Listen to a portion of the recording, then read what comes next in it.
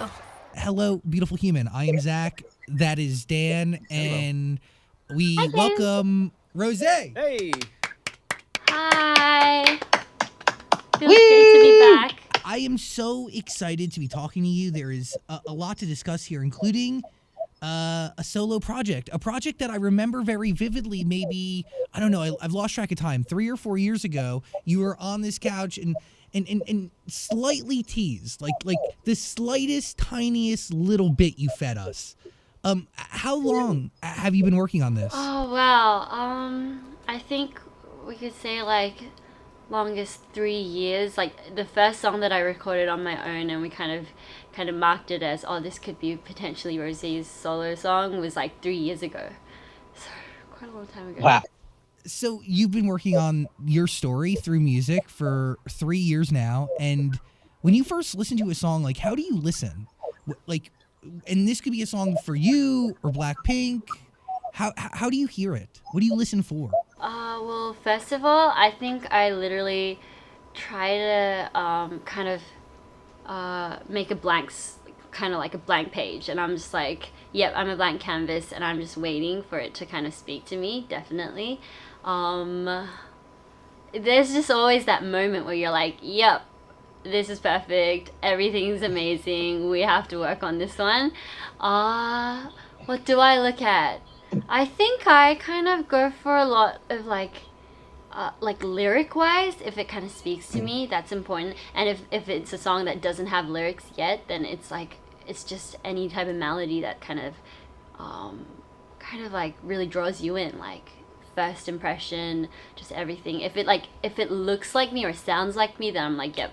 On the Ground has all of that, right? I mean, like, right out the gate when you first hear it, is it like meant for you? Yeah, I mean, I didn't even know. Like, so it wasn't even pitched for like just me. It was just a song that came through, and we were like listening to, like, it was a very rough draft, but I was like, I liked it, and I think my producer too. We were just like, oh my god, this is so cool. I mean, the sound was really cool and everything. So, actually, yeah, of course, this song was like a song that we talked about. Like, we heard it once and we talked about it again, and like I don't know, like it was just like in an instant it was like, yep, this is gonna be the song. And I remember just like we like kind of finished off recording it, did some retouches, but then like we're already having a music video meeting like next day, I remember, and it was like crazy. Dan loves the music video.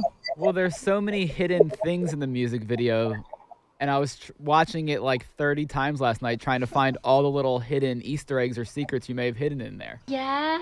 So the question I had first is, like, you write Rosé on the mirror, then it switches to your real name, Roseanne. What's the meaning behind that scene? So the director kind of wanted, like, me to kind of act out like maybe like an old version of me, and have the younger past version of me write Rosé on the mirror, and he wanted so it'd be kind of like the past me looking into the future, writing my future stage name Rosé, and then my future self to be writing my old name, Roseanne. So it's kind of weird, because when you're younger, you look into your future like, oh my god, when I grow up, I'm going to be this, I'm going to be that. And then for me, now that I'm like, working, and I'm, being, trying to be an adult and everything, funny thing, I think I tend to look back on my older days, and there are a lot of traits about me back then which I admire now. I'm like, wow, back then I was like this. I was this kind of a person. I was very driven.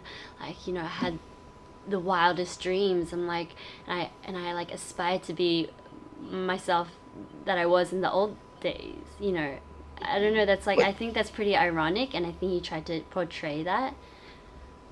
Which I like. But also really special, right? Like as you progress in life, you've realized the qualities from your past that you want to keep with you, that you want to maximize on and expand upon. But I'm sure at the same time, you've left things in the past too that maybe you didn't want to carry with you, right? Of course, definitely. You learn from your mistakes and then you grow up.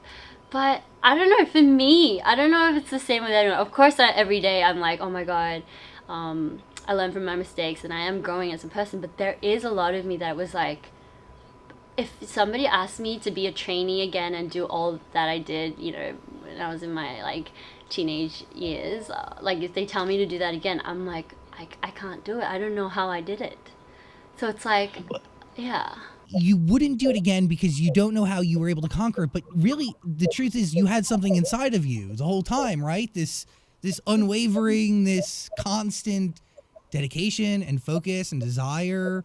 That's the thing, like that's like the whole point of the song, I think, is like, I think nowadays I'm like, oh my god, like I'm trying to look for like what is my main purpose in life, and what am I looking for, what am I doing all this for? Every day I wake up, like work from like, you know, morning to like, you know, sunrise to like sunset, and I'm like what am I doing it for? And then you think, like, it was all in me, like everything. I'm trying to look outwards, like what am I doing this for, like what am I trying to achieve? I'm trying to look outwards, but basically I have to look inwards, because that, like you said, that old version of me is already me. And so I'm just kind of like trying to check back into who I am as a person, what I value the most. So that's one of my questions that I had here is like, the concept is always about like what you really need is on the ground. So what do you genuinely need to get by, Rosé? Like, what is happiness to you, essentially? So that's what I'm saying, as in, if I think about it, like on the ground, like so many ways to interpret that, right? Like, Yeah. like when a plane lifts off, you're like on the ground and it lifts up, and you need to be on the ground for it to, you know, kind of like speed up to, you know, fly. And so like everything we need is like built in us, like, as in, when I was a trainee, I think my family meant to me the most. So they were my biggest happiness. My love for music was most important. I didn't care about what other people thought. It was just about me enjoying it. Like, oh my god, I love singing like in this tiny room like for like 7-8 hours, because I just enjoy it. But like, you know, as soon as you start to get things out of it, that's when you start not enjoying it. And I feel like just checking back into those things, like family, like just like my love for music. It's just like really simple. It's not even that big. No, but it's those simple things that result in the biggest impacts, right? And like the concept of like one day you could sing in a room by yourself alone and love every second of it, and then the next day you're singing because you have to sing, because it's work to sing. And it does change a little bit. It should never be that way though, right? And that's why I think this is, I hope that this is a song that kind of reminds us that, you know, you just gotta stick to what you actually like started these things for. And by the way, like I think that is a reminder for everybody. Yeah, well, it kind of seems like you're saying, you know, you worked your whole life to become Rosé the superstar, but sometimes you kind of miss the life that you were living before. Of course. But I mean, of course people are like, they think like it's all about like me, like saying I'm such a big person now, and like now I'm like, but that's not really it. It's just about where I'm at as an adult. Like, I feel like now I feel a little more confident in my skin than I used to be, and like I'm like kind of starting to work and kind of enjoy it a little more, and like just me with where I am as an like adult, whilst I'm doing that, I'm also looking for like purpose in life, and like where I'm at, what I'm doing this for, like what does this all mean. Just like, I think everybody could relate to it. So I really hope that people don't take this in as like, oh, Rosie's singing about how amazing she is, like, or like where she is, and like how successful she is. But like that's not really it. It's just talking about my stage in life, how I have worked my whole life to get to my dreams, and like, you know, I'm like just every day I'm going there. But it's like, wait, hold on, let's not always look forward. Let's always also look back at who I am as a person, and kind of, you know, take care of the things that actually mean to me. What did you learn from your time with BP that set you up perfectly to release this solo project? Oh, that's a really good question, because I have been talking about how this whole solo project has kind of brought me to realize how much I actually have learned as Blackpink. I'm actually really, if I was to do this all by myself since day one, then I would not be able to do it. Like handling everything, just knowing how everything's working. But like, just like the whole, like, you know, with Blackpink, we've worked so many hours like straight on. And so, like, just having that like kind of stamina to keep up with everything that's happening. Just like the whole process of releasing music, I've done that like so many times with my members, so that like I'm experienced. But back then I had my fellow like teammates to kind of rely on, and so I kind of, you know, I learned through that process. So now that I'm by myself doing it, I'm much more comfortable and I know what's gonna come. So I feel like, yeah. It's special. It's special having, one, that experience, but two, they must mean something to you throughout this process, right? Whether it be security or just ears that are willing to listen. Yes, definitely.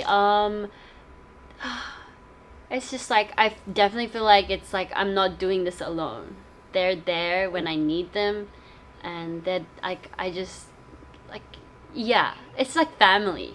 It's like you just know that your family's always gonna be there, you know, no matter what. It's like exactly like that. What's been the biggest challenge so far that you found releasing a solo project and doing it by yourself? First of all, like the responsibility. Like back then, like not back then, like with my members, it would be all four of us. Like, it's like a quarter of it. We get to share the responsibility. Like everything we do is, you know, like I have a lot of like a big audience. That is kind of tuning into every single thing that I do, and I do want to be a great role model for all my listeners out there. And so it's like the responsibility, I would say, it's all on me. So it's like makes everything a little more like I gotta be a bit more careful, and maybe just like the amount of work that is put in. Like I've learned to appreciate like how much my members, you know, were very helpful in that way, because we would kind of, like I would kind of take care of this, she would take care of that. When I'm like a little tired, like somebody else would be like kind of checking in on this and that. But now like it's all on me. Everybody's coming to me to check, Rosie, are we cool with this? And like I have to look at every single thing. So it's just like a bit more of work, but you know, it's also very enjoyable. It is freeing, but also scary, because the burden of responsibility is on you. It's all you. There's no three other shades of colors, you know, painting this photo. Definitely. So like everybody rocks up on set to work for me, and so it's like kind of like on me for everything to be doing well, if you get what I'm saying. Like everybody's kind of here for me, and so I'm like I gotta like be on my best, you know, behavior every day. I gotta be like up and ready to, you know, kill it every day. And I'm like, but I mean, it's like a lot of fun because everybody cares about me a lot, and we're all taking care of each other. Gone is the other song on R, and it's very emotional, very powerful, and it's about loss. So when you first digest that song, is it hard to listen to, or what is it? Like, what goes through your head? Oh, it's like a very vulnerable moment, I would say. I remember recording it first, and I felt very like relieved. It's like, I don't know, like I felt like I had finally spoken. Like, I don't know, it was like this song really spoke a lot of like just like things that happen in life, and you're like, oh my god, this song is just like maybe it's like a letter that you never sent to someone, and you feel like you finally got it to them. Do you get what I'm saying? Yeah, kind of. Yeah. Yeah, and I feel like I wrote it in like sometimes when you're writing letters, you like write it and you're like, oh, that doesn't sound like anything that I wanted to like it to sound like. But let's say you finally get to your final draft of the letter, and it sounds like exactly like you want it to sound, and how they would want it, like how I would want that person to read it. It's like kind of like that, maybe. Yeah. It's the letter you're nervous to send, right? But you hit send, right? You did it. Actually, as soon as I finished recording, I was like, send! Let's send it! I'm ready to release it, and that was 2 years ago. Wow. 2 years ago, yeah. So when you internalize that song and you bring emotion to the lyrics and you make the story your own, do you apply real life to it? Like, do you think who in your head deserves that letter from your past? But I mean, the funny thing is, I don't think I have to think of a person. I think it's funny, but I think of myself. Like maybe that's kind of weird, but like I think of myself in a moment where I would really want to say something to somebody, and I would try to reenact a moment in my life where I felt really like, let's say, heartbroken, or just like where I feel very vulnerable. Like I think I tried to tune into that voice of myself, because like, you know, you have several voices in your head. There are some voices that are like, you know, that kind of try to like be like, hey, come on, like I'm in a dark place here, like help me out. And then there's a voice like, go Rosie, like in my head, right? But then there's that voice that's like, you know, help me out, I'm suffering, I'm in a lot of pain, and you know, I'm not okay. I think it's that voice that I try to kind of bring out in me, and I try to tune into that, and try to be as honest as I can. Like it's almost like acting for me. Like I don't want to be that person who just kind of like forces an emotion. I just wanted to be another version of myself. Totally get it. Thank you for sharing that, because the truth is, like, it is a, you know, yeah, it's a very honest, very vulnerable song to share with the world. And yeah, I mean, dude, searching for something but can't feel nothing. It's a beautiful record. Thank you so much. That means When a you're lot. going through a lot, who do you reach out to talk to? Because, you know, everybody goes through things, but not many people can relate to being in one of like the biggest groups in the world, having a lot of eyes on them and having a lot of pressure in that way. Oh, who do I turn to? There are very few people that I turn to be honest. Like I can't say that I have like a lot of people. I think as I am kind of like maturing, I'm starting to notice that it only comes down to a very few people.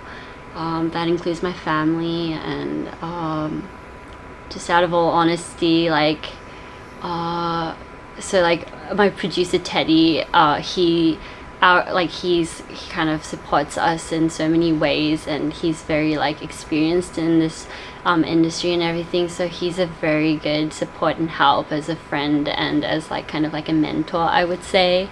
So there are those very few, and then I noticed there are always those very few friends who call you in like the right moment. Like let's say I was fine all year, I was like the happiest person, and then there's this one moment where I'm just like without much reason, like I don't think there has to be a lot of reason for it, but like there are just those moments where you just kind of like lost, and like I find like I have like a few of these moments where I like, let's say like crying, like sitting on my bed like crying, like oh my gosh, I don't know where I'm at, and then you get a call from that friend, and then she's like, what's up, and you're like, oh my gosh, I'm crying is what's up. And it's like, and then you laugh about it and you're like, oh my god, that's like crazy, because that's when the friend kind of wakes you up, like, oh, you're doing fine, you know, like let me tell you, like out of all honesty. And there are those people who just know what to say in the right moment, and just know when to call when you need them, which is crazy. And that's like the universe. And I think it also always comes down to quality over quantity every time.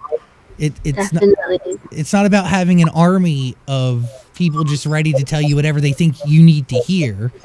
Yeah. It's about having a few. And professionally and personally, like Teddy must be an amazing guide. I mean, like that human being has made more history and created more incredible records. I mean, it's pretty astronomical. So you must learn a lot. I mean, every day, right? From somebody like that? Yeah, but the most important thing is he knows how to be a great friend to us too. So I think that's like the biggest part, biggest support. Always very grateful, yeah, to have a friend like that around us. Wow, we've covered a lot here, but we haven't talked yet about Hank, your dog. Hank. I would have loved to have him here with me today, which I sometimes do, but today he was like passed out, so I kind of left him to sleep.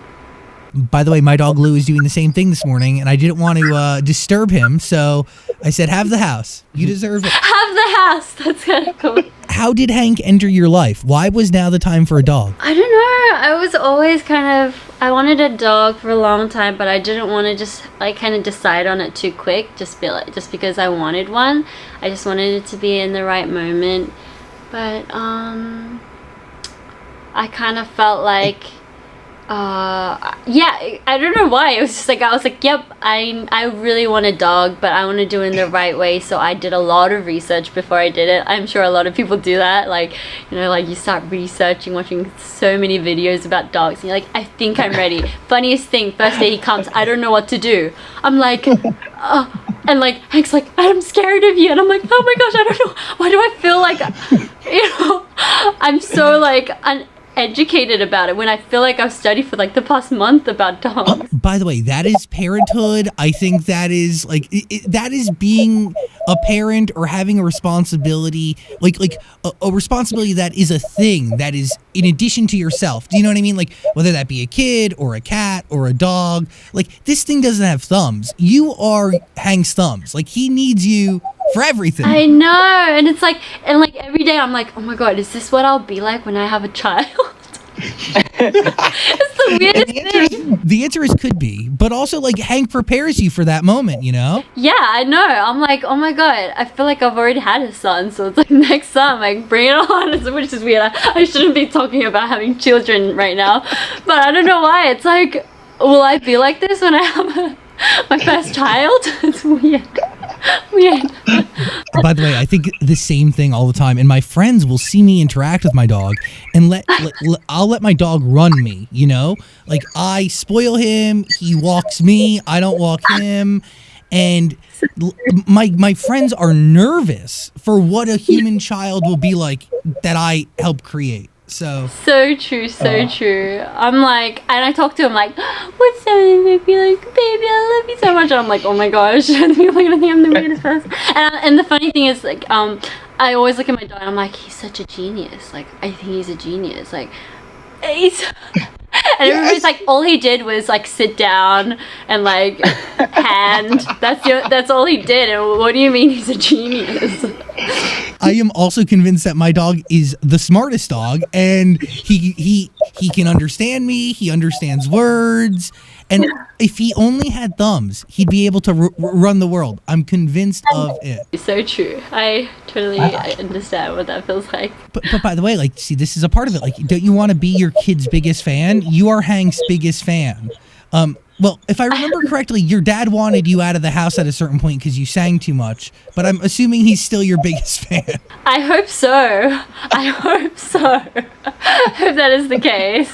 Well, at least you probably have Alice, you know, your sister, and you yeah. But you want to be your kid's biggest fan, right? Like your mom? I know, but then like now, like recently I've had a lot of work, and so my mom has been taking care of Hank a lot. So nowadays, I think he kind of likes my mom a bit more, and which like it breaks my heart. I feel like so down when my dog kind of like wags his tail towards my mom and he kind of like ignores me. I'm like, ouch! Like I feel heartbroken. Like I think I could record a song right now. I'll be like, bring it on, all the sad songs. Seriously, I'm like, Where did this emotion come from? My dog left me for my mom. So like, oh my god, it breaks my heart the most these days. When he likes my mom over me, I'm like, but the truth is, when you're back in his life, there's nothing like your smell. My dog lived with my parents for 2 months, and when he saw me again, he freaked out. He peed himself. He was so excited because that's what geniuses do, I hear. yeah, genius Come on, right there. geniuses pee themselves. But yeah, he freaked out. So there's nothing like your smell. Don't worry. He'll come back to you. Hank will always love you. I hope so. Thank you for saying that. Rosé, I have a question. When you're working on your solo project, do you commit 100% of your focus to the solo music, or do you split the time between solo and Blackpink projects? For us, I think we try to work on one project at a time, like when it's like just maybe about when it's like releasing and when we're preparing up for it. That's why we kind of put 100% on every project. And so as soon as it's kind of like, as soon as this kind of is like now out there and it's doing its thing, I guess we'll like slowly start doing like the next project that is planned for us. Yeah. Doing its thing. You're, what are you, number one on the Billboard Global 200? Congrats on that. Thank you so much.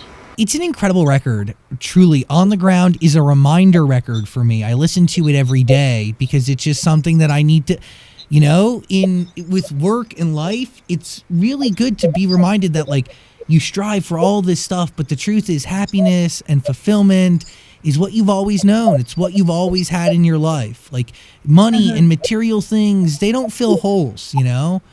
Family, friends, my dog Lou, you know? Yeah. Well, talking about that, can you talk about the lyric, I used to have a hole in the wall with a mattress? The funny thing is I kind of had a crack in my wall.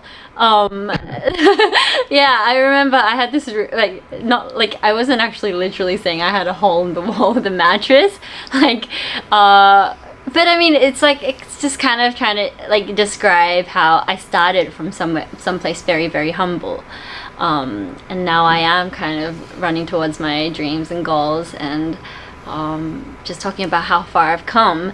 But I would like to mention I did have a crack in my wall. I remember it started like at first it was like a clean wall. I remember there was like I don't know how you guys call it in the States, but like we call it a boiler. Like like a water heater. Yeah, a water heater. Okay. And that like it was really hot. I remember because I used to like my room really warm, and like we'd always turn it on, and then like it was right behind my wall, I think, my room wall, and I think it started like melting the wall because I don't know. And then the wall started breaking, and then later on, like it literally started opening. And so basically, I kind of did. Was this when you were a trainee, or is this back in Australia? Back in Australia, but I mean, I honestly didn't write it like according to my actual like experience. But now that we mention it, I did kind of have a crack in my. I had a crack in my wall, not a hole in my wall, but yeah. How have you grown as a human and as an artist after releasing these two records that are a part of R? I mean, I'm still growing from it, I would say. Like you said, you listen to it every day. Me too. I listen to it every day because it's my job right now. But I find myself, like, let's say I feel like something hasn't, like, worked out, like, completely. Like, I would like it to, like, you know, turn out as, or something's not, like, looking the way I want it to be. And then I'd be pretty down, let's say. I'd be down. And then I'm like, come on. This is the song I have. I should be living by it. You know, I should be that role model living by my song. But, you know, I'm having to check in with myself and be like, wake up. You know, I remember like my friend telling me like, hey, listen to your song. Like, you know, cheer up, Rosie. And I'd be like, oh yeah, you know. So I'm learning from it myself too. Is R a continuing story? Like, will you add to this project as time goes on, or is R finished with these two songs? Oh, that's something I'm gonna have to see in the future, but I did start, I should try to start it on a note where R is kind of like a representation of like the first alphabet in the name that a lot of people call me by, which is Rosie, Roseanne, Rosé. And so it's supposed to be like the start of it, like the first alphabet. It doesn't necessarily mean I'm going to have an O-S-E apostrophe thing, but it does represent that. So, I mean, I'll have to see. That's kind of what the future holds. The different letters in your name. So, wow. Yeah. It's really creative. I like that a lot. Do you, most people call you Rosie? Because I did notice you keep calling yourself Rosie. Did I just say that? Okay, yeah. My friends and family call me Rosie. Okay, that makes sense. Sorry. I mean, I'm supposed to stick with the name Rosé, but it comes out. Well, no, I was watching other interviews before this to see like what else you've been talking about, and I noticed that you refer to yourself as Rosie, so I didn't know if you just felt more comfortable with that name. Or if that's just the name you grew up with. Yeah, Rosie's more of like a casual name that my friends and family, like people who are personal to me, call me. So like sometimes maybe I do refer to myself, like I go Rosie, yeah, like it'd be like something like if my mom would call me like Rosie, like my friends would be like Rosie, members would be like Rosie. Hank would call you Rosie? Yeah, he'd be like Rosie. Or mom. Give me some snacks, Rosie. Yeah. R is the two-song project right now. On the ground. John Bellion is a writer on this record. He is one of the... He as an artist has changed my life in such profound ways. The partnership there on that song is really extraordinary, and it makes me very happy. If you haven't heard it, which I'm sure you have, but please listen to it. We're going to get a link in the description below. Gone is the second song, and I hope there's more of your story, Rosé, that comes out, and you share more records that make up, You're In the future? Yeah, in the future. Yeah. Yay, thank you. I mean, I hope everybody looks forward to it now that the first version of my debut is out. But yeah, I hope so too. I'm excited. I'm definitely excited to see how this goes from here. On the ground and gone. So good. So good. Yeah. Thanks for hanging out and thanks for talking to us about all of it. I really, really appreciate your time and energy today. Thank you. This was a very nice chat for me today. You're amazing. Thank you so much. Thank you. I appreciate you, Rosé. See ya. Bye. Say hi to Hank for us, please. I definitely will. And I can't wait to be back on your show with whatever we're coming out with next. Please, anytime. You have an open door policy here and Thank you so much. Bye. Bye.